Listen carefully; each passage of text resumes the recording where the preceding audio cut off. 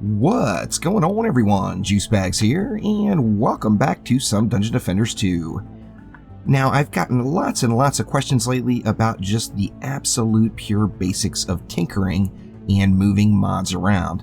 As we know, the Protean Shift expansion brought mods to the game, and mods are 100% game-defining right now as we know it. Now, with that in mind, of course, you're going to want to take mods and put them on the pieces that you like. Now, the quality of a relic itself, meaning, or a piece of armor or a weapon, meaning the stats alone, if you just go ahead and use the more details interface, you can see how far away you are from the max. Meaning, with this particular item, it can go up to 51,601 main stat. I'm at 51,554. That's really close. The stats itself on the item make very little difference now. So if you're really low, like if you're on the low side of the range and you're say 46,500, that may not be a base relic that you want to play with. However, you can see the range there, and as I mentioned, you should not determine exactly what you're going to do with an item based off of this. The reason being is, the difference between even 46,000 and 51,000 defense power on this item is going to transfer over to just a small change in actual tower and or hero DPS. Now, I do have this medallion here, and I want to turn this into my Lightning Strike Aura medallion. Now, as I mentioned earlier, mods allow us to really play around with the versatility of what we want to do. Now, you can design your defense for one particular function.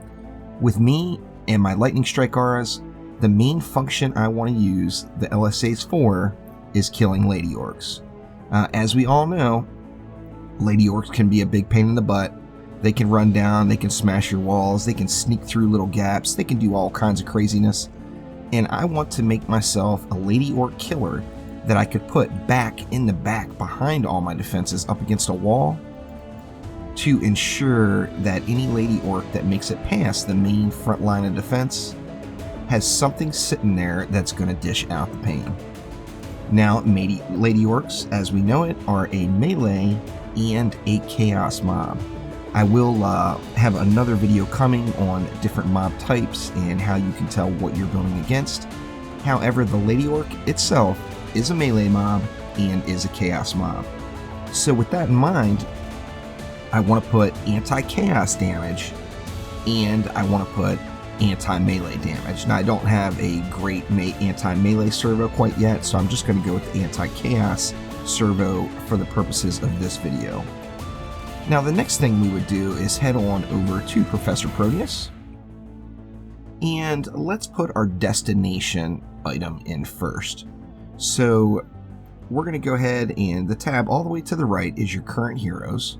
We're going to go over to Sparky here and choose the Lightning Strike Aura relic. It doesn't matter what order you put them in, of course. This is just what I'm doing. And then we want to go and choose the mod that we want to put on it. Now, one really important thing before you do this is make sure that the mod you are moving is the same chaos tier. Don't put a low-level mod onto a higher-level relic, as you are going to lose some long-term overall power as you upgrade your relic, armor, or weapon into the further chaos tiers. As we see here, they're both Chaos 7, so we should be good to go. Now, down below here, you're going to see the crafting materials required. It's going to take 2 pristine ancient hammers and 2 pristine citrine clusters. Now, these, of course, are per tier. As you see right in the description of it, it says found in Chaos 7 on both of those items. Now, how do you know where to go to find it? Well, in this situation, you would head on over to your war table and take a look in the Chaos 7 bracket and find where you need to play to find the particular crafting materials to move that item over and tinker that mod. Now, I just know that the relics, all of the relic mats are all found in dungeon maps, just from what I've done so far in the game. each individual section will have a particular item or group of items that it focuses on. Relics, of course, are dungeon maps, and as we see, if we clicked on Unholy Catacombs here, we're going to see the material dropped are pristine citrine clusters and the pristine ancient hammers, and that is both of the items that we're looking for. If you didn't have these crafting materials, you would want to run some dungeon maps to pick up the crafting materials in question. Now, heading back on over to the table, let's get our items socketed back into the Tinkerer. So we're going to go Anti-Chaos Servo, and it's going to go onto Lightning Strike Auras. Now, these mods are both mods that I am going to end up replacing. However, I don't have the mods to replace those sections right now, and I do have an empty mod slot on this relic. So although these are not mods I'm overly concerned about, I don't want to give up the benefit of these mods while I'm hunting down the other ones. So I'm going to go ahead and take that Anti-Chaos Servo and move it into the empty mod slot. Now, of course, everything lights up on the bottom. We see we get the pristine citrine clusters, the pristine ancient hammers, and it's going to cost either 200 defender medals or 60 gems to tinker this item. Now remember, this is a permanent thing. So one of the best things you could do is always plan ahead and make sure you have the mods that you want, as you do not want to continue to tinker over and over and over again. Now remember, once I get this item fixed and all the mods in place, all the mods, pardon me, in place, this is a one-time thing. Meaning even if I use Ancient Power and reset and this tinkered medallion goes back down to Chaos 1 status, I can upgrade it through the ranks and get it back up to Chaos 7 or even Chaos 8, assuming I had all of the proper crafting materials.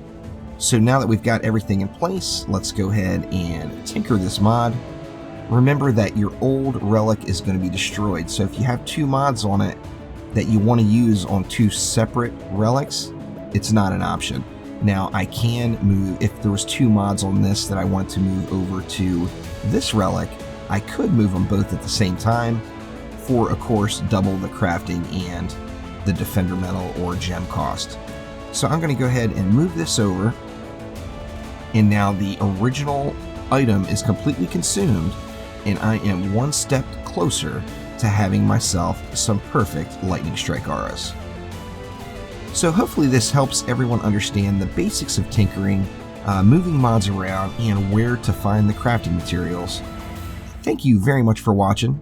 Make sure to click that like button and please subscribe to the channel, as there will be many more guides coming for the Dungeon Defenders 2 Protean Shift expansion. I do have lots of folks asking me for hero spotlights. Please understand, these mods do not just fall from the sky, they are very difficult to obtain.